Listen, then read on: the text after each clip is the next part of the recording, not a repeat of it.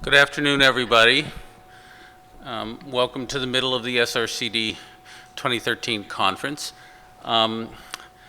Happy to welcome you to a symposium entitled Interventions for Children in Low and Middle Income Countries, Opportunities and Challenges for Global Developmental Science. And this is a symposium that will seek to do two things. First is to summarize the discussions and deliberations of an all-day pre-conference yesterday entitled the same, with the same title. We have the organizers of the planning committee of that pre-conference, that all-day pre-conference, and one esteemed colleague who was a speaker at the pre-conference. If you're following the order and exact titles of the talks from the program, we made a little adjustments to the pre-conference, so we'll be doing it in a slightly different order. The first talk will be given by Suman Verma from Punjab University in India on opportunities and strategies to promote healthy child and youth development in low and middle income countries. Then that will be followed by Carly Tubbs next and Alice Wormley after that, who have created an integrated presentation that they'll share on issues around designing, implementing, and evaluating interventions for low-income children, and it will combine both some results from some presentations as well as material from 8 case studies that were incorporated into the pre-conference yesterday. I will be the third speaker and summarize reflections by a series of speakers on methodological and conceptual issues in studying interventions. And we will close with Ann Peterson, who is on the planning committee as well, who will be providing some reflections and thoughts about the initiative as a whole. Even though we have a lot of people, we're going to try to finish in time to really engage in the discussion. And just a few words of context. Many of you, perhaps most of you, know Arnett's paper that indicated that about 95% of psychological science knowledge was generated out of about 5% of the world's population. And that presents an enormous challenge to us as a science that hopes to study child and youth development throughout the world.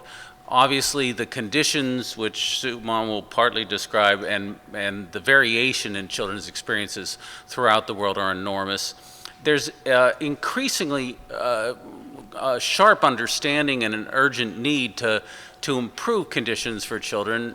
Even under very tough conditions, many children are quite resilient, but the urgency to improve conditions and outcomes for children has been driven forward by initiatives like the Millennium Development Goals, which seek to cut poverty in half, and the Education for All goal, which overlaps with one of the Millennium Development Goals, which is to achieve universal access to quality primary education, and many, many other things.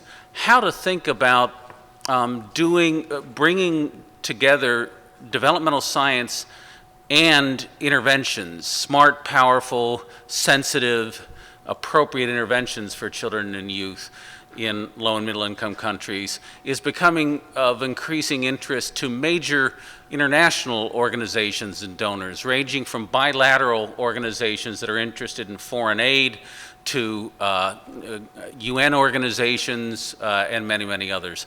It's in the spirit of that and in the spirit of attempting to close the gap between the need and the lack of understanding in the world and what this scientific society could do that we originally responded to Lonnie Sherrod's and Ann Maston's interest in us organizing a pre-conference and now a symposium like this. So with those introductory comments behind us, welcome, and our first presentation will be by Suman Verma. Suman. A very good afternoon to all, and at the outset, let me congratulate the organizers for this pre-conference, because we had a wonderful day yesterday, and it was a very, very stimulating experience to be a part of this whole pre-conference workshop. As Larry mentioned, that we would be summarizing some sections of the pre-conference, and I would be doing it for the first session, which was on opportunities and strategies to promote healthy child and youth development in low and middle income countries. The key focus for this session was development of adaptive competencies and capabilities among children and adolescents across the domains of economic resources, education, health and nutrition, excuse me, to address the opportunities that promote and risks that challenge healthy development of children and youth, exemplars from existing interventions, and to identify gaps with implications for policy and practice. We had 3 presenters for this session: Harold Alderman from the World Bank, who presented on economic perspectives in integrating early child stimulation with nutritional interventions; Kofi Marfo from the University of South Florida, and his presentation was on education interventions and cognitive development in early to middle childhood. And I was the 3rd presenter, and my work on life skills intervention for psychosocial development in adolescence. So looking at challenges to healthy development, we see that children and adolescents in the low and middle income countries, they comprise 35 to 50% of the total population. And this population is predominantly rural, with rapid urbanization and social change underway, resulting in increased urban poverty and unemployment. And you see, these are risk factors for poor child and youth health development. We also find vast gaps between the health needs and available resources in these countries. And there's poor quality and accessibility of education in terms of dropouts, very high dropout rates, low retention rates, basic access to amenities, high rates of child abuse and violence, and resistance to the notion of child right to participation. There's also evidence base for affordable and effective interventions for health promotion and prevention in these countries is limited. And with the 2015 as the Millennium Development Goals deadline approaching, the challenges to have a healthy environment and a state of world's children, to improve the state of world's children, it's a challenge which is looming large on all of us. Looking at some of the initiatives in low and middle income countries, as Larry mentioned, there are a whole lot of UN organizations who are coordinating with country governments in building infrastructure for an agenda for healthy child and adolescent development. Also have policies and legislations which are coming into way for positive youth development that are being created with youth participation, and opportunities for skill development for health and social service professionals to work with children and youth in risky situations, and available research base on best practices providing tools and program models to be implemented on a larger scale. Some of the challenges, so I'll begin in terms of age-wise and looking at early childhood development. Some of the challenges to broad-based ECD interventions are best evidence is from programs that are resource-intensive with regular home visits. However, this is costly for the service provider and costly for the caregiver whose time is highly constrained. While parental enrichment and similar behavioral change may be built into nutrition interventions, a risk for synergy was demonstrated in a responsive feeding trial in India. This is an example of a study where mothers were apparently confused by too many messages that they had to, work around with the child. Now, evidence also supports second chance programs. It's more efficient to have age-based general nutrition programs than to target those who appear malnourished. But this may not be the case for child stimulation in the same age bracket. Devoting resources to those who have suffered nutritional shocks partially closes developmental gaps attendant to these shocks. Therefore, targeting stimulation to those with signs of malnutrition may be an equitable second best unless we are able to increase the protective factors in early childhood years. So how strong is the evidence on economic returns to ECD? We do have extensive evidence that nutritional affects cognitive capacity of children. There's little doubt that cognitive and non-cognitive abilities contribute to school performance. Wages respond to both years of school and learning. And returns to preschool in low-income countries is well documented and studied. But seldom do we follow from grade 1 to 3 for the same individual. And even less documented on what does it cost to change caregiving behaviors. So these are some of the issues that had come up. Looking at education intervention and cognitive outcomes in early childhood, we find that this is just an overview of a whole lot of number of studies that were reviewed by Kofi Marfo. That significant impact on language, cognition, motor skills, communication, and problem solving. So most studies do document that. There's a greater impact on the child's development as a function of the length of the exposure of the intervention. And in a study from Argentina, 1 year preschool increased math and Spanish test performance by 8% for third graders. And the teachers reported an increase in attention, participation, and in the effort. Community-based studies also show how school enrollment and attendance improves after intervention, with a spillover for older siblings. That means 5% points, there were greater chances of older siblings also getting enrolled in schools. Now moving on to the adolescence stage, we have some new insights from research done from the fields of epigenetics, adolescence, and neurodevelopment and neurobiology that are important and have implications for program development. Summarizing some of these from Blum and Dick, pathways are identifiable that map how one behavior affects the other. Adolescent brain is still malleable. With appropriate intervention, some rewiring is possible. Peer acceptance is central to group dynamics during adolescence. Environmental factors interact with genome and epigenome, which control gene expression, affecting morbidity and mortality. Sensation seeking and risk-taking is heightened during adolescence.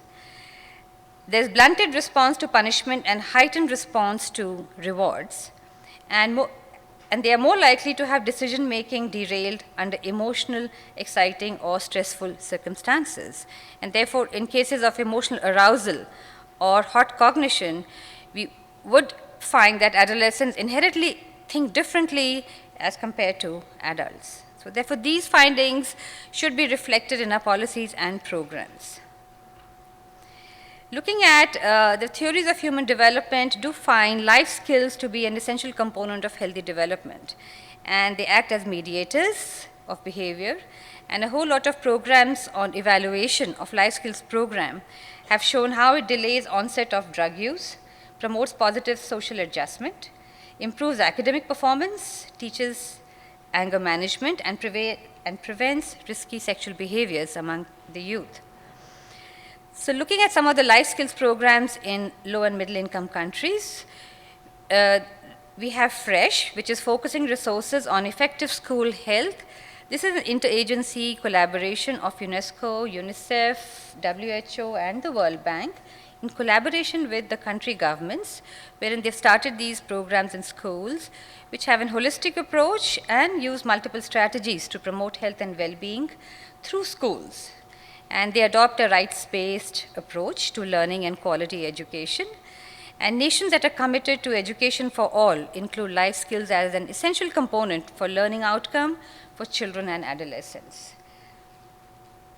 Looking at some of the exemplars from India, we have mental health institutes that are widely working with NGOs and are involved in program implementation, resource material development, and teacher training in implementing programs for life skills. Now, these studies, and there are a whole lot of other studies that report improved competence and self-worth, decrease in emotional behavior problems in adolescents aged 11 to 16 years. Studies also show, these are studies that are focusing on generic risk factors and mental health problems, that there is a reduction in aggression, school failure, bullying, internalizing behaviors. and an increase in competence and resilience, decrease in depressive symptoms. I also shared my work on life skills for psychosocial development in youth, and I'll briefly summarize this. This was a work done with college youth, and I began with them when they were 18 years old and carried on for 5 years. And the study began as a time sensitization program, starting skill development for that, into helping them develop the abilities to structure time purposefully. And we moved on to core life skills, which were need-based in terms of assertiveness training, critical thinking, self-development, and so on. And we found that the program had a positive effect on their self-esteem, self-efficacy, scholastic achievement, their well-being, among other indicators. So this was a study that I had presented yesterday. So finally, looking at implications for policies and programs, I think there is a need to link policies and programs to the emerging evidence from new science. Programming needs to identify pathways and develop intervention strategies that address common determinants that give rise to multiple risk behaviors among children and adolescents. Interventions need to develop the executive function capabilities of adolescents and other life skills while restricting access and exposure to harm. Interventions need to also include or be inclusive of importance of peers, given their protective potential in reducing high-risk behaviors. Because environments alter biology, therefore attention needs to be given to neighborhood factors, and prevention strategies need to use family, community as a unit of programming, which needs to start early and be sustained through adolescence. The need for the next generation health promotion strategies need to be grounded in a life course framework, and we need to replace punishment-based approaches with reward-based incentives, especially during the adolescent stage, and develop an advocacy strategy for ensuring investment in children and youth across countries. Thank you.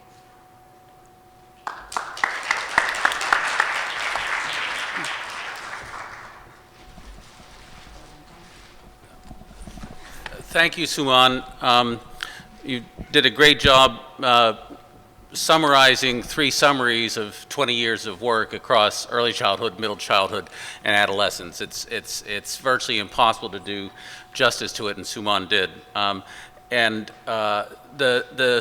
The next 2 presentations are by Carly Tubbs and Alice Worley, and I just want to, on behalf of Ann Peterson and myself, the old folks on the planning committee, just acknowledge what a remarkable job both Carly and Alice did.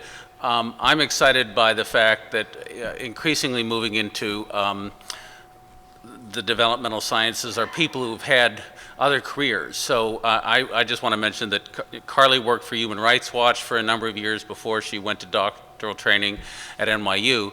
Alice worked for the World Bank for a number of years before she went to doctoral training at UCal Davis. And I think that back and forth between international humanitarian and NGO and other types of programs and organizations and the developmental sciences, that personal part is a critical part to going forward. So, Carly.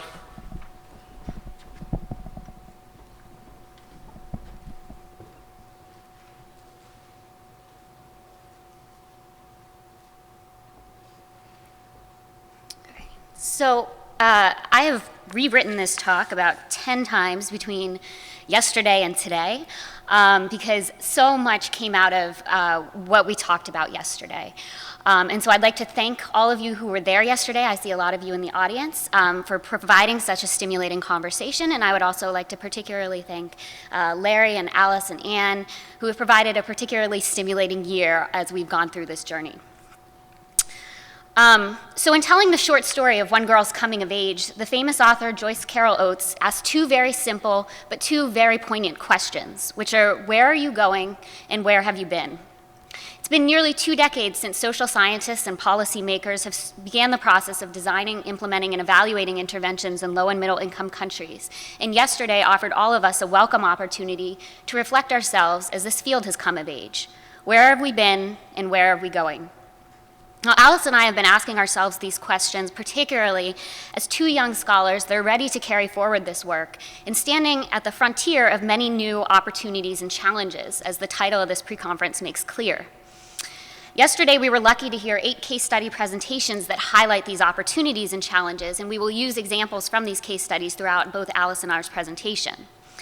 So we heard evidence yesterday of new scientific advances in how to measure concepts across different cultures. This is an example from Yelena Obradovic and Aisha Yousafzai's presentation in Pakistan, and you can see how they're starting to rigorously adapt the idea of the Stroop test to the Pakistani context. We also heard from Leila Ismailova yesterday, who is looking at adapting multimedia strategies for use with drug-affected youth in Kazakhstan, which is a new technology both in interventions in the United States, but particularly so in the Kazakhstani context.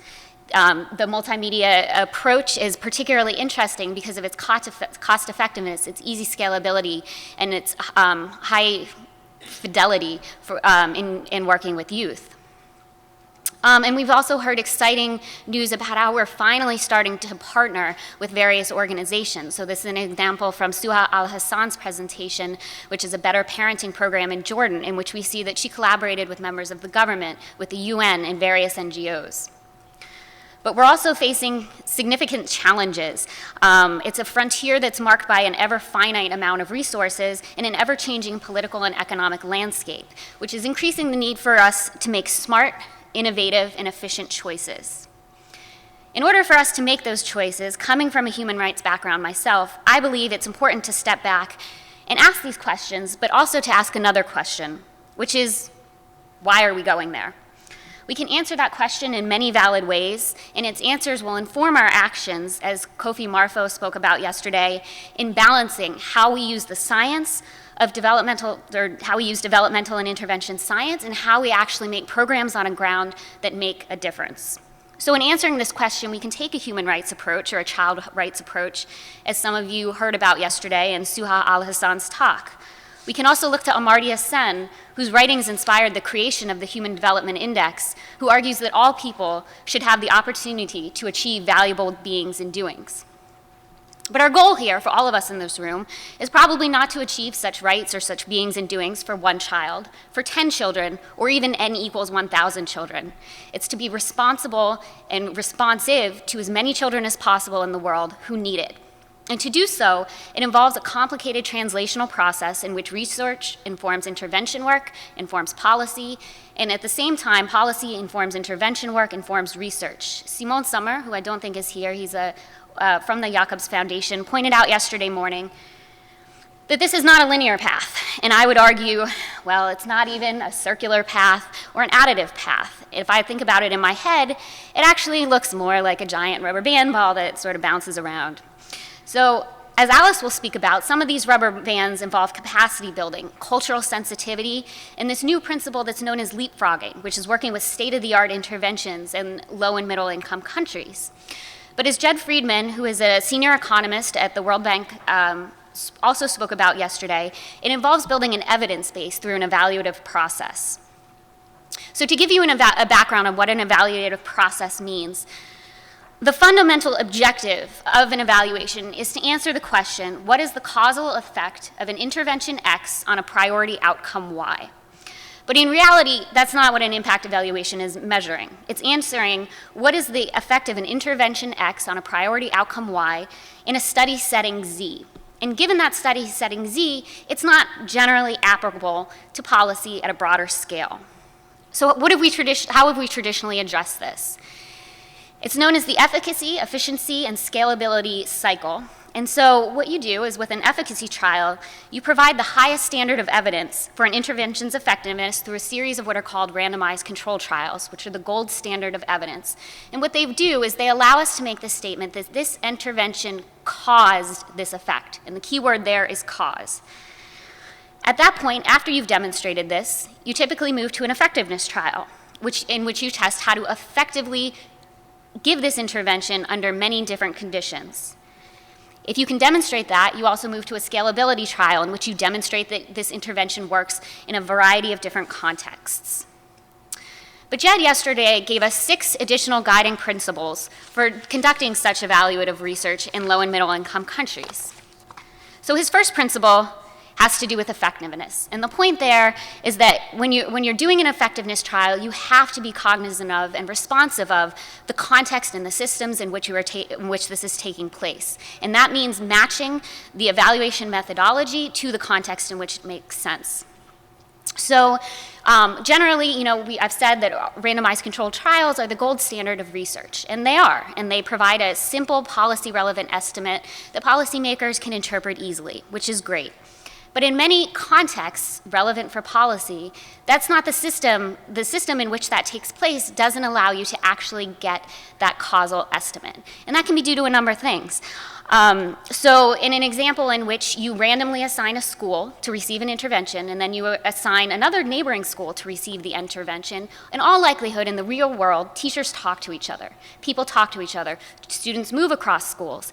And it's called spillover effects, which limits your ability to actually make that causal estimate.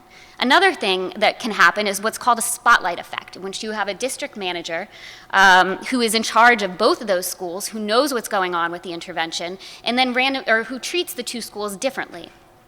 So in order to address these real-world problems, there's a number of different strategies, but one is called the cluster randomized trial. And that's when you actually take together schools that are in our example, schools that are in a similar area, and you randomly assign clusters of them to receive the intervention. There's also a number of issues with that, and it's more difficult to get the power that you need to make these estimates, but there's techniques you can use to address it. You can do matching, which enhances your power, and there's a number of adjustments you need to make in order to actually implement this methodology. But it can also have, this cluster randomized trial is also interesting because it can be implemented in a broader geographic scale, which is Jed's next point. And so when you're looking at interventions and trying to make them policy relevant, they need to be generalizable to whatever policy area you want to influence. And so whether that is the country level or whether that's the regional level, you need to make sure that these interventions can be implemented across that region. And so in a cluster randomized trial, what you're actually doing, if you're doing it in a national context, you're picking out clusters from across the nation to enhance the generalizability of your findings. And so yesterday we had a beautiful example of this, which is the OPEC study. It's Opportunities for Equitable Access to Quality Education. It's funded by the USAID and implemented by researchers at the International Rescue Committee and also researchers at NYU. And it's looking at increasing or providing teachers with a healing curriculum and looking at how school quality and school climate changes. But what I want to call out right now about this intervention, and we're happy, I should say right now, to provide more information about these interventions and to put you in touch with the case study leaders if you find any of them are particularly interesting, is their sampling design. And so they actually did a randomized cluster design in which they selected 353 schools which were organized in 92 clusters of 2 to 6 schools each in 3 provinces of the Democratic Republic of Congo, Katanga, North Kivu, and South Kivu. And the stipulation from the government at the time was these were secure zone-free provinces. And so the findings from this study would not be generalizable to the rest of the country that are engaged in conflict. If these provinces are not representative of the country as a whole, they might not even be generalizable to other secure regions. And we know right now, but we do know right now that North Kivu is currently undergoing it's a highly conflict region, and it's just flared up again, which also calls out how interventions can be disrupted suddenly, and the need to take that into account in your design, implementation, and evaluation. So the next principle that Jed called out was the use of multiple data sources. And this can include school-level data, family-level data, individual data, neighborhood data, administrative data. And the idea here is that if interventions, especially the interventions that we're talking about, if you're implementing an intervention in a school is part of a setting. It doesn't occur in a black box. And so it's going to have effects, it's likely going to have effects that radiate throughout an entire system. And so if you get that effect, if you get an effect, unless you measure all of these data sources, you're not going to know what's happening in your intervention. And so to give you an example, again, this is from the OPEC project, this is their theory of change.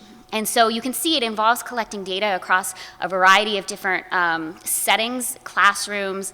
At some point, hopefully, and I'm not sure, it's in the logic model, but communities, policies, so that they can rigorously measure what is actually happening. And when they get their impact estimate, they'll know what actually changed. So the fourth process is giving regular feedback to the project implementers, which is called a process evaluation. And collecting this type of data, you document and describe how the program operates, the services it delivers, and the functions that it carries out. And the idea behind it is that you're giving rapid feedback so that if something is messed up in the intervention, you can fix it. And so that also helps with the evaluation and implementation process. It also, you can use it to explain afterwards why the intervention was a success or a failure. You can give regular feedback in multiple ways. You can use quantitative data, qualitative data, but it's important that implementers have that sort of feedback. The fifth principle is cost effectiveness, and that's something as developmental scientists that we have not yet really engaged in doing as much as would make our research policy relevant. But we did have an example yesterday from a study out of Mathematical Policy Institute, which was a study in Colombia in which it included an ECD intervention in addition to a conditional cash transfer program. So it was looking at sort of the synergistic effects that occurs between these two programs. And they actually very nicely did a cost estimate analysis in their program in which they had people from the community go in and give these ECD interventions. And their finding was that 37.7% of the budget that Colombia currently uses would go towards funding this strategy. So it's helpful to be able to take this information to policymakers to say this is what's going to cost you and this is what's going to give you. And finally, the sixth principle is that there needs to be local ownership of the project. And so yesterday we also had a wonderful example of this from Lele Izmailova's study. And her research is still in the formative stage, but she's gone about it by forming a community collaborative board that's made up of experts in the fields, community members, different NGOs in the area, and most importantly, the adolescents who are actually receiving this intervention to give the feedback from on the ground and getting the buy-in of the local communities. Which all leads me, this is where we are today, and these are the processes that we're going through. You can see from the case study examples that we're actually already doing a lot of this. But the next question is, where are we going? And so there are a number of answers to that. And so I think one of the things that came up that Larry will probably talk about more in his presentation was that you don't always have to go through this traditional effectiveness, efficiency, scalability cycle, and that there's new ways that are really coming up that get at scalability, but they also start with scalability. So if you have existing programs and policies, you can make changes to the quality of them and evaluate that. So you're actually already at scale. A second thing that you can do is called mechanism experiments, and that's developed by a researcher out of the University of Chicago, Jans Ludwig, and that's looking at the micro level principles that are motivating this policy. So if you can demonstrate that these mechanisms are working, then it gives you added comfort and support that the policy will actually work. But I think these are all methods for evaluating and implementing interventions, but we haven't talked as much about the policies that they're focused towards. And I think if I had to look in my crystal ball, and we're doing this again for 30 years later, that would be where we're going, is looking at different policies. And so for me, we've done some looking at poverty policies, school policies, education policies, but one that we haven't touched on as much because it is so difficult to touch on is looking at how macro level shocks, including economic recessions, political revolutions, and war are linked to children's development. And what's so important about these shocks is that due to their volatility, their depth, their suddenness, and their violence, they overwhelm parents and children's capacity to actually adapt and survive. They're not new phenomenon. Famines, war, economic crises have been written about for as long as we've actually had writing. And we don't know whether they're increasing or decreasing. What we do know about them is that they are predictably unpredictable. But what we do have is, we do know in the coming 30 years is that our ability to address them will increase. At times over the past 30 years in evaluating and designing interventions, such crises have been treated as a threat to the internal validity of a study. But we also heard from presentations in Sarah Smith and Teresa Betancourt, which Alice will talk about soon shortly. People are finally starting to develop interventions that target the chain of transmission mechanisms that link crises and shocks to children's development. Why haven't we done so already?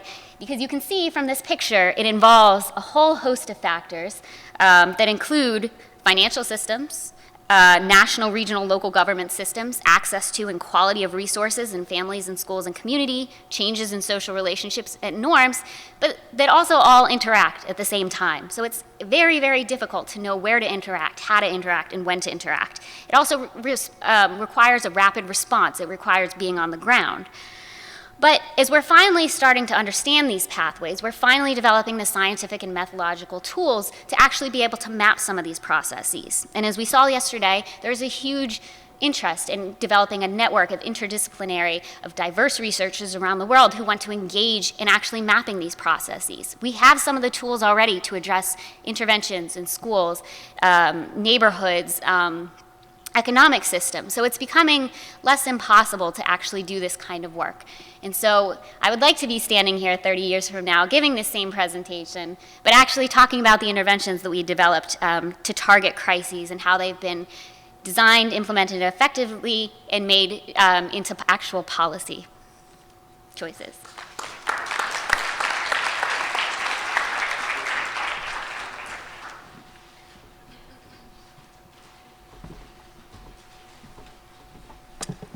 Hello, everyone.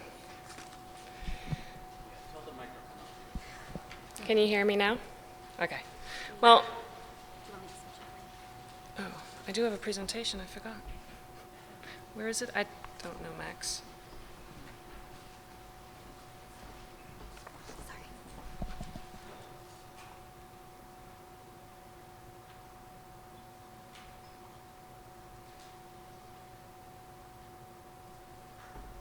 Great. So it's a pleasure to be here today. And as Carly mentioned, yesterday's pre-conference was incredibly stimulating, and we covered a great deal of substance, too much to do justice by in this 1.5-hour symposium. So even though we've broken up the sessions and divided the content amongst us, there is no way we can give you a full account of yesterday's dialogue. So basically building on what Carly was talking about, I'll focus on 3 aspects that are here up on the slide, and very selectively draw bits and pieces from just a few topics that came up regularly throughout the day, and weave in a couple of other thoughts. So a reoccurring theme pertained to cultural sensitivity and adaptation, and this refers to both the design and the implementation of the intervention, but also the research design, the measures, and the methods used. So Teresa Betancourt provided a good framework using qualitative methods to develop and validate concepts and measures of mostly mental health and functioning that then informed the design of the intervention that they eventually implemented. And this was in the context of Sierra Leone. So one of the reoccurring problems is that the measures that we currently have are often inadequate to assess other cultural contexts. And this necessitates adapting existing methods and measures, or actually innovate and develop others that are sensitive and meaningful for the particular context that we're studying. And I should probably remark on the amount of work that preceded the intervention that Teresa and her team eventually implemented. In fact, they have been conducting a longitudinal study for a decade or more, following these youth that were affected by conflict, actively affected, former child soldiers. And so through this reiterative process, they have been able to develop and adapt a set of measures that are truly pertinent to that specific context and subpopulation. And Very similarly, in the Pakistani ECD intervention, this is a great example to illustrate the importance of contextual relevance of tasks and assessments, both in terms of appropriate images and materials, but also contextually relevant concepts. And Carly and I were sitting next to each other this morning and apparently didn't realize that we were using the same picture.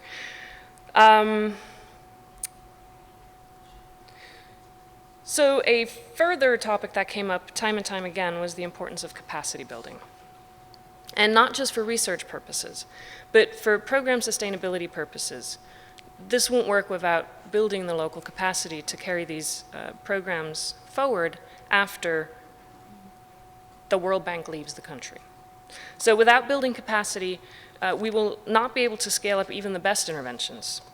And all the cases presented yesterday involved considerable capacity building using local resources and mechanisms in place, as the example of the CCT in Colombia used, that Carly talked about, and providing training and ongoing supervision and support to local organizations and workers. And you can see, for example, this is from the Sierra Leone project. Even in capacity building, it is very important to be sensitive to the cultural context, and so capacity building needs to happen in the local language, using relevant examples, and sensitizing the local workers even to the context or the subpopulation that you're working on.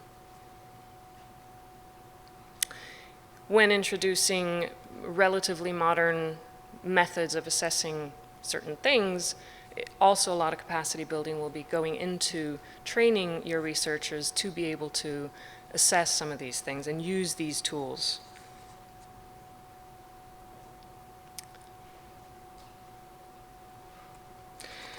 So the third point I'd like to talk about today is, and Carly mentioned this already as well, is what is referred to as leapfrogging. I take this term from a very recently published paper or commentary by Simon Sommer. He's from Jacobs Foundation, and Jacobs Foundation funded yesterday's pre-conference. And under this last rubric, I want to highlight 3 issues that leapfrogging gets at.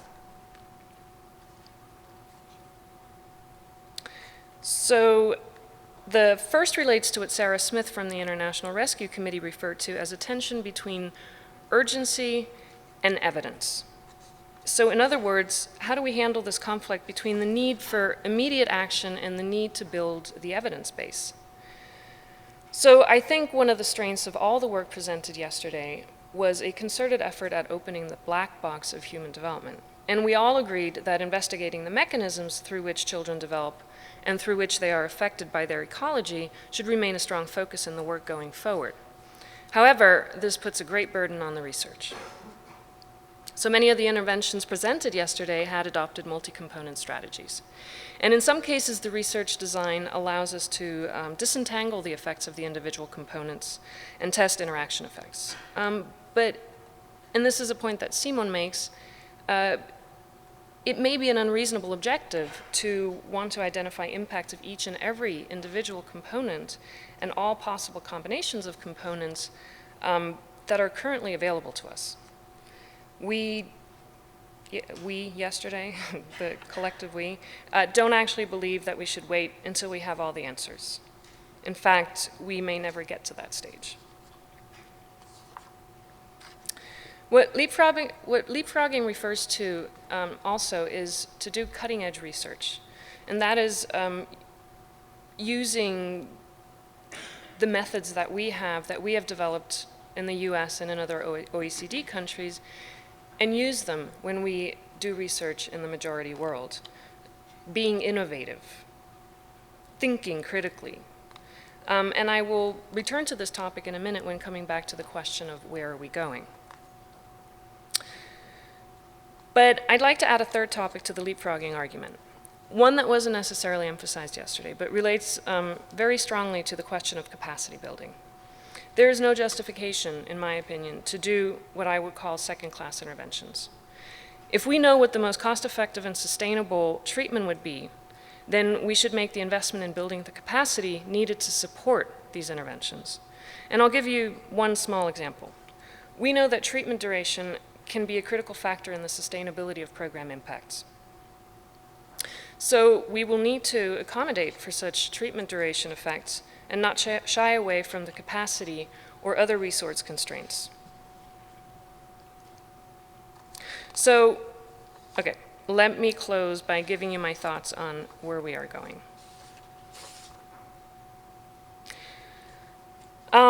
Carly mentioned the importance of macro system processes, and I would like to talk about mechanisms from a very different perspective. So in my work, I've been focusing on stress and plasticity and how this relates to self-regulatory capacity.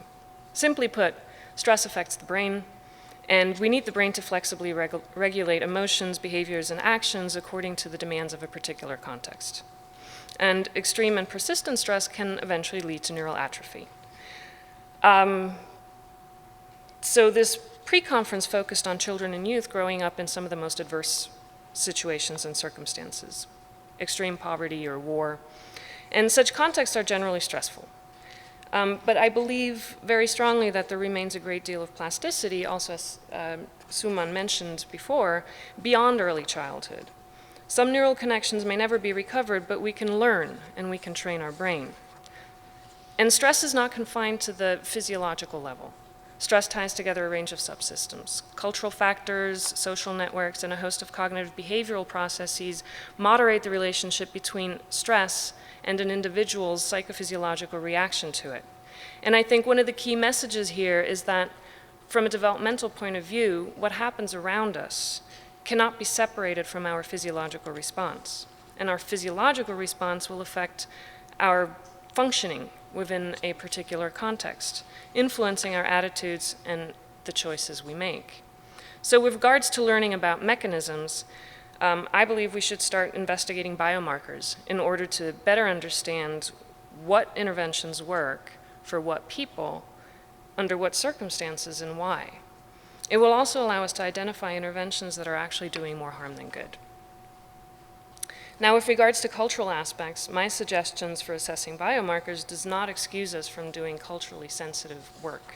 In fact, quite the opposite.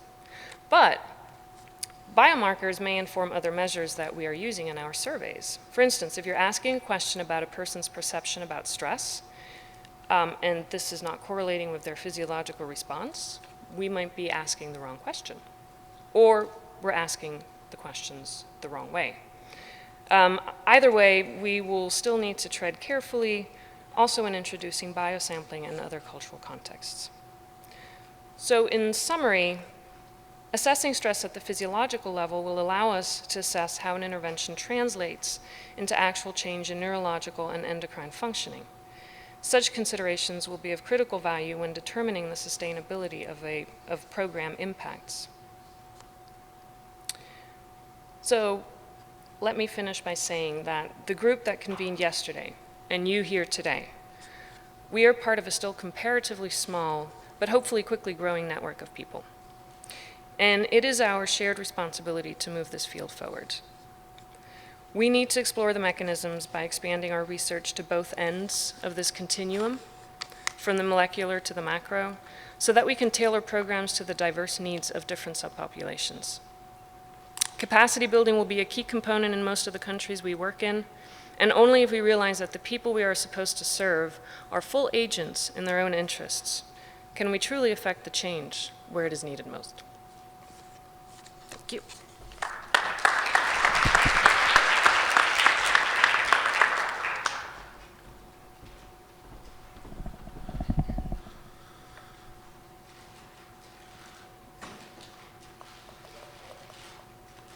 Well, thank you very much, and you'll do it. Thank you for so many things. You're welcome. I hope you've gotten a sense of the richness of the deliberations yesterday.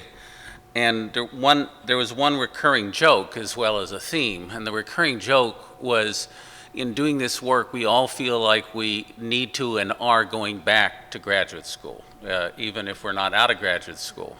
That there are disciplines that must be brought to bear on these phenomena that we have not ourselves mastered, but we need to be literate enough and know enough about, that there are places in the world. So but we reverse the order. So in graduate school, you take your theory and methods classes first or frequently up front, and then you do the content afterwards. Well, we did the content in the symposium, and we ended with a series of conceptual and methodological considerations. In order to do that, we had contributions from three outstanding researchers: Jerry Berman, a development economist at the University of Pennsylvania; Michelle Adoto, a development and qualitative sociologist who's now at the Millennium Challenge Corporation, used to be at the International Food Policy Research Institute, IFPRI; and Hiro Yoshikawa, who I'm happy to say is moving from Harvard to NYU in the fall.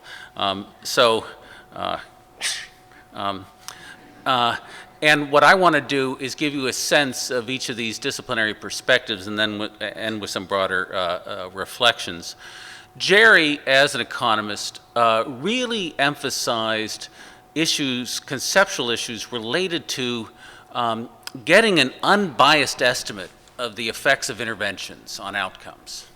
And he really did an elegant job of demonstrating through a series of very accessible equations how, if you didn't do something that was like a true experiment or something close, that you could often come up with the wrong answer to the question of, did this intervention work? And so he really was appealing to everybody to bring the same kind of rigor in statistical analysis, to causal inference, that we bring to any other analysis, any other part of the world, to deal with issues of unobserved variable bias, of endogeneity, and of simultaneity. These are all well-known problems that could bias the estimates of, does this intervention work or not? And for those of you, part of the reason it felt like going back to graduate school is, for some people, they knew it already, and for other people, they were struggling to follow the equations. But I really encourage you to get his slides and work through them if you aren't familiar with why stuff that shows up in the error term when you're estimating the effects of an intervention in various ways can lead you to the wrong conclusion. He emphasized things that I think are increasingly well-known methods because you can't always do a randomized controlled trial. That is the easiest and safest way. It's often called the gold standard. But it's the gold standard for inferring causality, not for everything else. But natural experiments, fixed effects models, instrumental variable estimates, regression discontinuity designs, and propensity score matching, these are all approaches that can help us bring the same rigor to analysis of interventions in low and middle income countries that we've brought to many other things, and which expand our toolbox to be able to examine a variety of these kinds of things. But Jerry was one of the first to admit that all of that leaves so much out, that if you don't complement highly quantitative approaches with qualitative approaches, you are almost for sure going to be missing incredibly important things. So the second presentation was by Michelle Adoto, who's a really expert qualitative researcher, and who has done qualitative research in the context of randomized experiments of anti-poverty policies, especially conditional cash transfers, all over the world. And Michelle drew on her years of experience to really make the case for why mixed methods. That while surveys and other quantitative approaches help you get quantified impacts and inferences of causality, they often are inadequate to explain very complicated pathways that we haven't measured, or reasons for low impact, or unanticipated impacts. And these are different foci. They're not, one is not right and one is not wrong. Oops. One is not right and one is not wrong. But the studying the process of actually what occurs in programs we're not equipped yet to fully parameterize that or quantify that. We might not ever be, but in the meantime, we can gain great insights by virtue of using mixed methods. They have unique strengths, uniquely suited to analyzing program processes, outcomes, and impacts. And her main message is qualitative and quantitative methods are highly complementary and inform each other in different ways. I'm not as facile, to say the least, with computers as my young colleagues. So Jerry brought out examples of how you can misspecify the impact of X on Y if you don't do what he did. And Michelle used many examples of embedding qualitative studies within the context of quantitative studies to really show what you learned uniquely from the qualitative studies around conditional cash transfers. For instance, like whether there might be any increase in gender-based violence by giving women in low-income families conditional cash transfers and not men. That was first studied sensitively and ethically through qualitative work, and it's continued to also be studied quantitatively. But she gave several examples of things that simply could not be studied quantitatively that were fundamental to understanding the effects of interventions on families and children in low and middle income countries. The last presentation of that session was by Hiro Yoshikawa, and he brought the perspectives of developmental and prevention science to really highlight 5 kinds of research to improve the quality of developmental context for children in low and middle income countries. And these 5 kinds of research are descriptive developmental research, which many of us do. Measurement and pilot testing of measures and things like that, like some of the things that Carly and Alice were calling out. Impact evaluation is just one of the approaches. The increasing importance of implementation science, bringing the powers of science to bear on studying implementation itself and variation in quality of implementation, quantity of implementation to get implementation up to the levels that could have impacts. And then finally, continuous quality improvement, formative assessment, and network learning communities. I'm going to assume that the members of the audience know about most of these kinds. I'm going to emphasize the continuous quality improvement as Carly thought I might, because it's most, I think, underutilized as a scientific research strategy in our area and might provide a basis for getting out of this scalability challenge. There's actually lots and lots and lots of programs in the world that are scaled. They're just not always good. Or they could be better. So from my philosophical point of view, yes, we should continue to do efficacy, effectiveness, scalability, sustainability trials. But as we get up that, along that spectrum from effectiveness to scalability to sustainability, we're increasingly running into the place where interventions run into policies and systems. Interventions need policies and systems to be operationalized. Policies and systems improve interventions or cancel out their positive effects, or can actually make them toxic. I mean, so policies and systems are enormously important. I tend to study things that already were scaled and then to see if they worked. So one of the first school-based intervention studies that I did was already in 9 states with 200 schools serving a couple 100,000 kids. And then the question was, well, does it work? And so And I kind of like that intervention already had solved a lot of the scalability problems. They had the right price points. They knew how to attract people to do it. They got the funding streams together. They understand the logistics and the architecture and the engineering of going to scale. And it was happening anyway. So let's see whether it worked. But if it didn't work, which it didn't, in that, you're left with the question of what can you do about it. And continuous quality improvement, which is an approach that's been developed mostly in the healthcare sector, and the breakthrough series to do that, I think hold a lot of potential. Hero described a model of improvement that involves plan, do, study, and act. He was describing this work in the context of a preschool intervention that is kind of like, it's called a Head Start in Chile. It's not exactly like Head Start, but it's like a Head Start in Chile. And I'm just going to give two little examples of things that, as they were scaling an intervention that they had already done an efficacy trial on, they also wanted to try to work on. And through continuous quality improvement approaches. The first is, if kids aren't at a high quality preschool, they're not going to get the full effect of the high quality preschool. You got to be there to get the effect. And there was a surprising,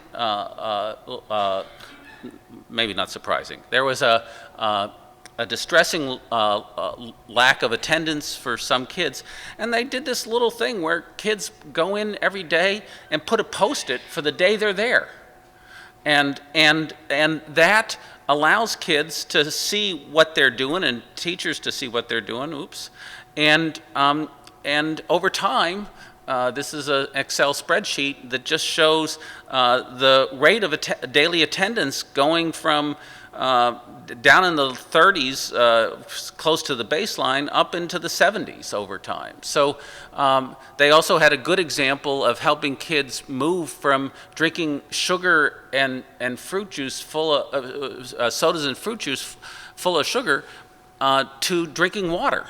And a dramatic change in a tiny little quality improvement thing that helps do that. So how to use continuous quality improvement, empirical research and methodological strategies to make incremental improvements in school systems, I think is a very, in any kind of intervention is very important. So in closing, Hero emphasized that multiple methods, but for a single purpose is the way to go, and that science-based approach to improving the quality of developmental context outside of the United States requires cross-cultural measurement and development science, impact evaluations, quality improvement, and then lastly, again, a theme that went throughout the day, sustained multi-year work with partners, mutual capacity building in research practice and policy. And that's what I want to end with. One of the things we heard throughout yesterday, and anybody who works in this sector realizes how complex it is, what a multivalent set of actors are there. International funders like USAID and UNICEF and the Dutch government and the World Bank, and international NGOs like the International Red Cross and Save the Children and CARE, and national and provincial and local governments, and local communities, including maybe tribal or traditional authorities, and community-based organizations and faith-based organizations, families, children, and youth. They're all part of this nexus that research organizations work in. You cannot, whether you're a cross-national or a national research organization like Innovation for Poverty Action or like university-based researchers, this matrix is enormously complex, enormously influential, and somehow we have to learn how to work within that matrix if we're going to do high-quality developmental science in that context. It raises enormously complex issues about interventions in research, social organizational issues. We heard many of them yesterday. Political economic issues. The number of times it was clear that there were too few resources to do work in the places where there's answers that are incredibly important: moral, ethical issues, culture, specific and common issues.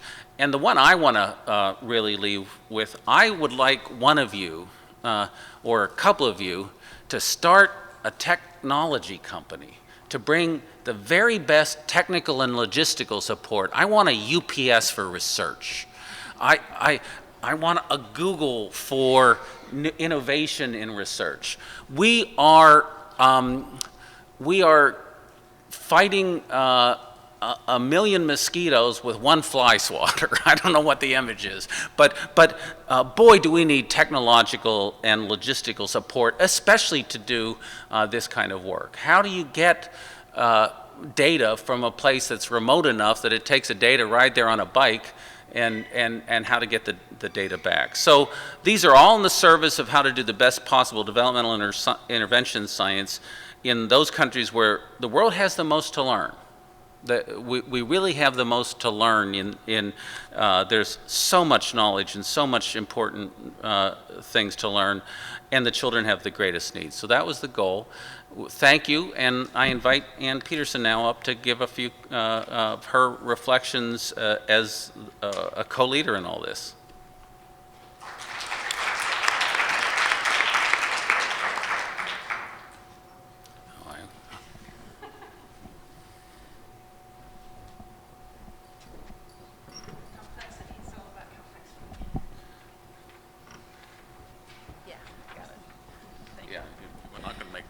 Right, right. Yesterday I forgot my most important point, so I just got a reminder. As the reminder demonstrates, it's wonderful to be working with colleagues who can stand up and say, when we're talking about these issues 30 years from now, I want to blah, blah, blah. I know I'm not going to be here 30 years from now, and it's great to have colleagues who will be. It really, yes. Not about you not being here, about them being here. No, we can share, we need to move on as part of recycling and everything. Well, it really, as you've heard, this was a wonderful day yesterday, very exciting. It's clear that this was a very important topic at the right time. We had great presentations. Very exciting discussions. A lot of things bubbled up from the group that probably none of the presenters would have anticipated. It was wonderful. And just to give you a couple of indicators of the extent of interest that we experienced, it surprised us. We didn't know if anyone would come. You do things and you care about it, but you don't know whether it's going to resonate. Well, we created a space. Again, it was our wonderful younger colleagues who really pushed this idea to have these case studies. So we had breakout groups of case studies. We planned to have 6 of them. We got something like 60 proposals for that were outstanding. It was a very difficult task to pick from among them. And we ended up with 8 just because we wanted to reflect the richness and variation of the proposals that we got. But we could have easily had a sampling of many others that would have been just as good. So it was really very exciting to see. And then secondly, we had 100 spots to participate in this workshop, and it filled up very quickly. And we apologized to everyone. At some point, they even quit keeping a waiting list. So we didn't even know all the people that wanted to come that couldn't. But we've heard that some were quite upset that they couldn't come. We apologize to any of you who tried to come and couldn't. So again, the participants were a very rich group that we could have filled over at least once again, and probably more. We don't even know how many times we could have filled the group. So there's a lot of interest in this topic. Clear that there's tremendous interest. We had outstanding research presentations with a lot of innovation. You've heard from Carly and Alice about the multimedia ideas, leapfrogging, borrowing innovations from other fields, and I would put CPI in that category. Actually, it started in business, especially manufacturing, and my brother does this kind of work, so I've heard way more than I want to know about it for decades. But it's great that we're applying it now. There are lots of things like that to apply from other fields. At the same time, it was also clear that there's much, much more to do.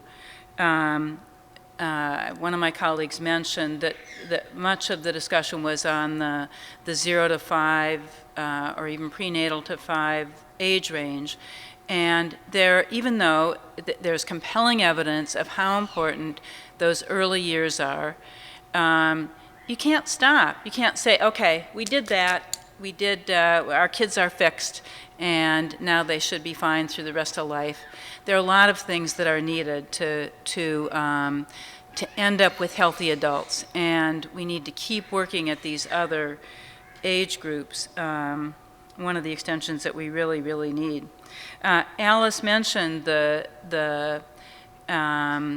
tensions that Sarah Smith offered, so I won't go through them again, but those are key elements to just keep in mind, the evidence-based and content, really combining things that people think of as either-ors that you can find ways to put together.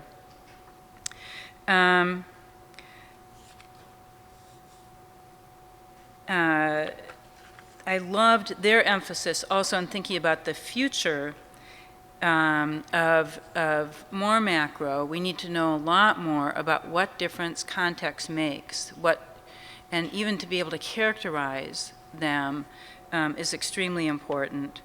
With all the cultural diversity and richness that we have, that Carly emphasized, the macro level, and then the relationship between the under the skin and all the other levels with biomarkers that Alice mentioned are extremely important things in the future to integrate more and more. What all of that says about this work is that this is extremely difficult. We all have probably experienced some degree of disparagement about applied work. Oh, you've gone over to the dark side. I don't know, I'm sure there are many disparaging comments that people have heard. And I really believe that you have to be smarter, better, more comprehensive, broader, in order to do this work. So it's much more difficult than doing experiments in the lab with college students, to take one stereotype. And I know that work isn't easy either, but this is really difficult work. And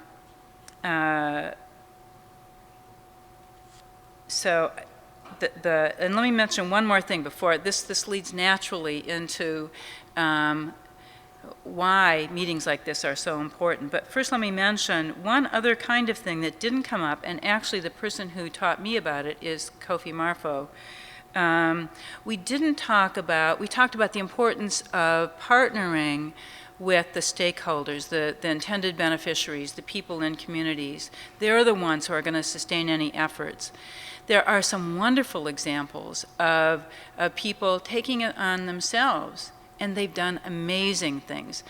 And the example that really knocked my socks off were the Maori in New Zealand, who first decided they wanted early childhood, and they negotiated with the government. And I might not tell this exactly right. Kofi can if you want to know more about it, ask him, and he'll set you straight. But they went to the government and got their portion of educational funds for early childhood, and they did it in their community, and it was terrific. Then they wanted to move it up elementary, and they moved all the way up until they got to PhDs. They didn't reach all their goals, but it was amazing what they could do. And that's the driver, that we can, however smart we are and however much money gets thrown at these problems, we can never replace the power of communities to work on their own behalf. And way too often what we do is we squash it, we discourage it. And if you engage it, you've got this whole big engine working with you. Many of our partners here talked about the importance of feedback, getting the feedback into improving the interventions. Jed Friedman talked about this in terms of his principles, and it's the key part of CPI that Larry talked about. And you get that feedback right away and feed it back in so that you're really working together and getting things running on all cylinders, to use a mechanical example, so that things are really, instead of being in conflict or tension, you really get people feeling like they're working toward the same goals, and that's very, very powerful. There's one more thing I was going to say that now has flown from my head. So that's okay. Actually, no, here's the point, and this was a great example of it. We should never let the perfect get in the way of the good, and that's again what the continuous improvement perspective emphasizes. Okay, start where you are. Just start. Or in systems thinking, it's, start with a 90% design. And don't worry about getting 100% figured out. Get 90% figured out, or 75%. It almost doesn't matter what you say is your criterion. But then if you just keep working on it and feeding back the results over some period of time, you'll have a much better program. And instead of thinking, okay, we're going to design it, send it out there, and if it doesn't work, it's because the implementers did it wrong or something. No, it's really hanging in there together and taking the feedback from all these different sources and just improving it as you go along. So I mentioned the word together a lot. And what was clear in all this work, many of the presenters, for example, showed the slide full with lists of all their collaborators. And this kind of work, in addition to being extremely difficult, cannot be done by a single person, cannot be done by a single university. It really takes stakeholders from different levels bringing their skills, their expertise together. And one of the versions of this that the organizing committee brought into the day was the question of, would it be a good idea to create a network of people interested in this topic to help us all going forward, so that we can engage a similar kind of process of improving what we're doing. And the idea flow, the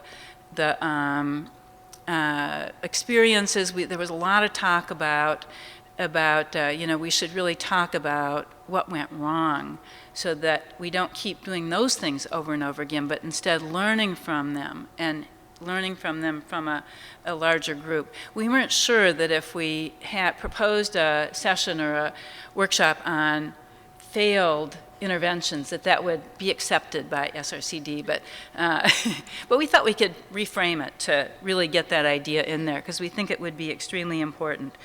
So we are planning to move this forward, and we're not sure exactly how yet. We've been talking with Lonnie and his colleagues at SRCD about that. Even floating the idea brought a flood of affirmation from the group, that people thought it would be really important. They loved it, wanted to be part of it. And I haven't looked at these emails yet, but I see I have a lot of emails that I assume are, follow-up, more ideas about how to do this.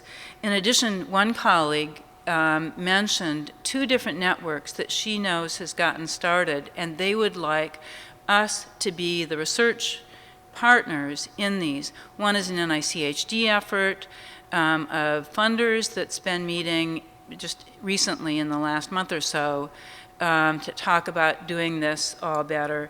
And the second group is a National Academy Institute of Medicine group under the auspices of the Board on Children, Youth, and Families, bringing together both sponsors and funders, especially to focus on the 0 to 5 period globally. Both these are global efforts. And as I said, I think it needs to go up higher.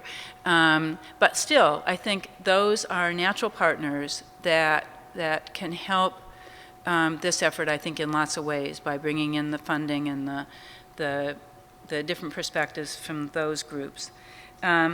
So it's very exciting. If you are interested in being a part of a follow-on network, let me read this before I think I know what it says. So put your name and email on a piece of paper and put it on the table, and we will be sure that you get included with the group. As I said, we have the list already of the participants. We have a little bit of information on the wait list, but we know that there's that whole broader group that wanted to come yesterday who couldn't, and besides that, we know people were doing other things yesterday, and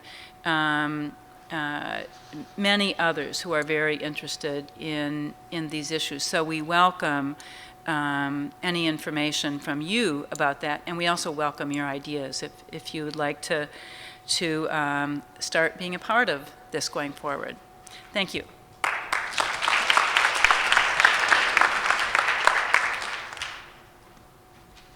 So we view this as a work in progress, but we have 10 minutes where we can hear your thoughts about this work in progress. So, and Lisa Steiger has been, who is a graduate student at NYU and also part of the Institute for Human Development and Social Change there, is happy to pass you a microphone to speak because some of you might have noticed we were being videotaped in the back, which is why I haven't sworn as much as I normally do.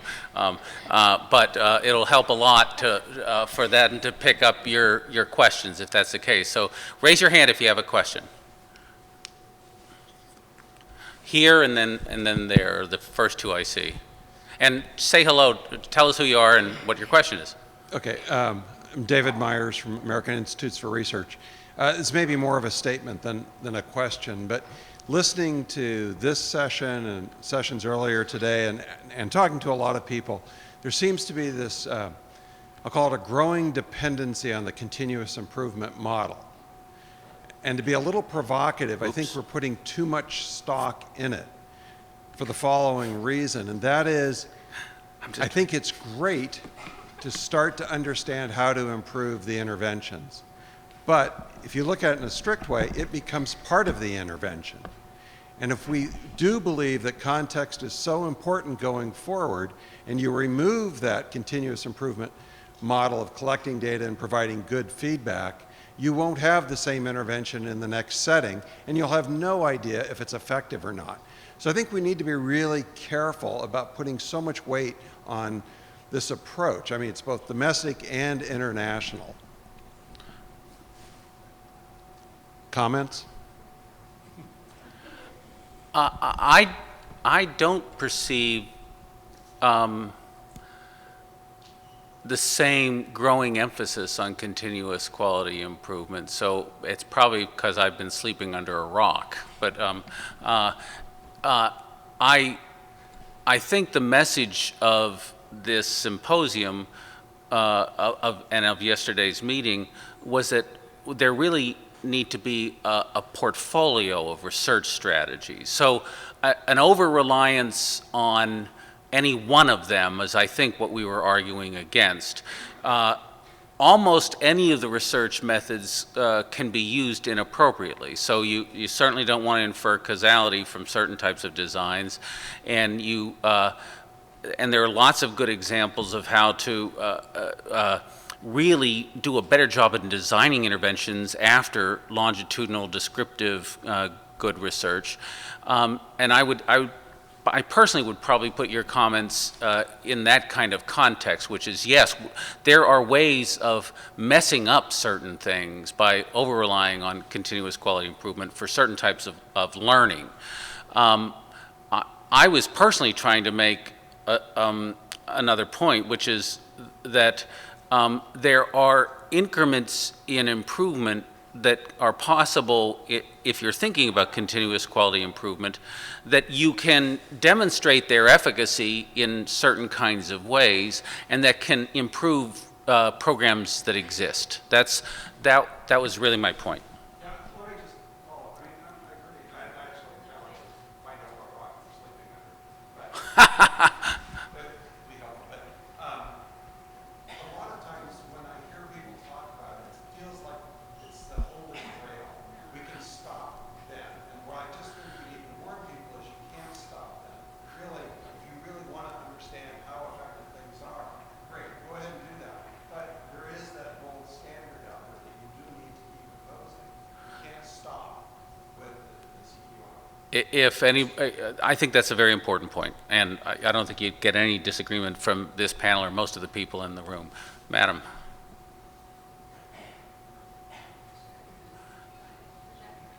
No, you should wait for the... Hi, I'm Rachel Hirschberg. I'm a postdoctoral fellow at the Institute for Applied Research and Youth Development at Tufts University, where we're doing a lot of mixed methods research on positive youth development programs. I thought your presentation was fabulous. I actually didn't know developmental scientists were really doing this work because my own background is more in community psychology, where some of this work has been happening for a while. And I thought a lot of the comments you guys made were really relevant to domestic intervention research in the US. Local ownership, capacity building, all of those things really apply to our work here as well, and it's often, I think, overlooked.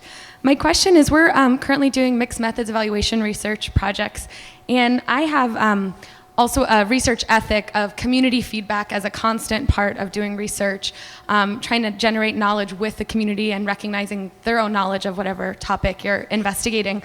But when you're evaluating theory of change models, and I was thinking about the urgency and evidence piece. There does seem to be this challenge and balance that I've struggled with, which is when you're giving constant community feedback to an organization or about a program that you're evaluating, if changes are implemented before you're at the conclusion of your longitudinal research, your findings vis-a-vis the theory of change might be less robust.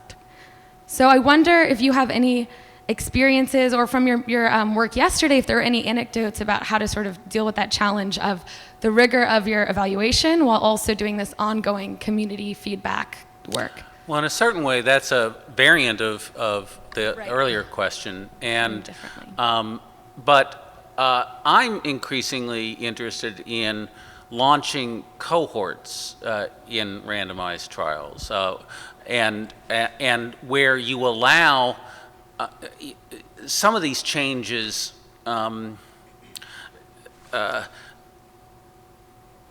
if they improve the intervention, this is a long answer and I'm trying to make it short. I think if you launch different cohorts into interventions at different times, you can statistically model the effect of being in the intervention and the cohort compared to a waitlist control or no treatment control. And the costs of improving or providing feedback, if the thesis is that should make it better, with enough power you can handle it. The problem is costs and power, not logic. And so, that raises a whole bunch of issues about the social organization of this type of research. We are still if we don't let 1,000 flowers bloom, we let at least 500 to 600 bloom. And we need innovation, but my own personal opinion is we collaborate too rarely on higher quality, better design studies, and do too many little studies. So we need to take the resources we have to do more powerful studies, which would allow us to do some of that. Now, that's not, there's a certain way in which that's very dangerous too, so I know that. But any other thoughts or reflections on the panel? We have two more questions, and we're nearly done with time. Well, ladies before gentlemen, that's a sexist thing to be, but he's my friend. So Oscar, you're going to be last, bro. I'm Maureen Black from the University of Maryland. Hi, Maureen. And hi, very interesting presentation. Thank you to everyone. I was particularly pleased to hear people talk about implementation science. So I don't know what graduate school looks like these days, but back in the days of yesteryear when I was there was no mention at all of implementation science. Today we mention it. Today we mention it, and we realize that it's really quite different than the efficacy kinds of trials that that we sort of know and love. So it's wonderful, and it really illustrates that working globally requires a multidisciplinary team. So that's certainly a wonderful message. There are two things I wanted to say. One, the network is a terrific idea. Please be aware that there are others. The Grand Challenges Canada, for example, has done a terrific job in their Saving Brains program. They have assembled some assessments and have really tried to reach out and in many ways put the leadership in developing countries so that they push the partnership such that the PI is from a developing country and the helper is from a non-developing country. So it's just a different model. The New York Academy of Sciences also does that. And the last thing I wanted to mention is to make SRCD members aware that we now have a dissertation grant that supports research in early child development for people either from low and middle income countries or people not, but interested in working in low and middle income countries. So it's very exciting. The Patricia Engel. That's the Patricia dissertation. Engel Award, exactly. It's on the website, and we need applications, and more than that, we need a network like this to make sure that this award, which will exist for the next 10 years, is, that people are aware of it really throughout the world. Thank Thanks. you, Maureen. Oscar, the last word, sir. His name is Oscar Barber, and he's at Tulane University, so I'm saving you a little time. Okay, I'm going to take you in a totally different direction. First of all, I want to thank you for the work that was done yesterday and today, and to say that the nature of the discourse that's happened today, if you look over time at SRC, it really has become much more sophisticated in terms of how we think about international collaborative research. But I have a question, the continuing interest of SRCD members in this is evidenced by the people here and yesterday. But there's a continuing question that I'd like to know if you have insights about that has to do, if you look around the room, most of the people in it don't have the gray hairs that we have or lost hair that we have. They're young. And the continuing question that they have is, how do I get involved? So you've been talking about it at a very sophisticated level. Many are in programs, I assume, where they don't have people involved, but yet they have an interest. So do you have any insights or ideas? I ask it with the particular context that the International Union of Psychological Science and the U.S. Committee is really very interested in how we see these kinds of efforts, how we sort of prepare the next generation of scholars to do this kind of work. I will defer to my two young colleagues for first responses if you wish. Do you want to come up here? I think it's safer to come up. There are a couple of ideas about that floating around, and I think establishing the network is the first step of kind of getting a list or a database of names of people. And I mean, there are unlimited possibilities of what to do with some kind of a platform where people can put CVs of their backgrounds, their interests, kind of like these virtual groups of people that find each other, that are researching similar things, that are asking similar questions, or that want information on a certain topic. One of the reasons for yesterday, or one of the things that we were trying to get out of it, was the networking component, which we facilitated by colored stickers to indicate not just case study affiliation, but age group, so that people could find other people who were in other case studies that were looking at the same age group. And so I think that was pretty successful. I think it was, so we had people here yesterday from the World Bank who have been doing this kind of work for a very long time, and so facilitating the dialogue and connecting some of these people, because sometimes World Bank researchers will want consultants, developmentalists on their projects, but will not know who or where to look. Carly gets the last word because I believe we're out of time and need to clear the room. So I'll try and make it short. But I would say the other thing is that and this is something that we're trying to do, is to have a dissemination strategy for events like today. And for your question, to have a dissemination strategy that is relevant to people in our age group, no offense, but and so that means, things on Facebook, that means multimedia strategies, that when you Google things, that's what's going to come up and really sparks people's interest. And if there is, the funding or the resources to do that then connects people our age to, virtual networks like Alice was talking about. And so I think in addition to the network, the next step is a very good and savvy dissemination strategy for all the things that we've learned today. On behalf of us, thank you very much.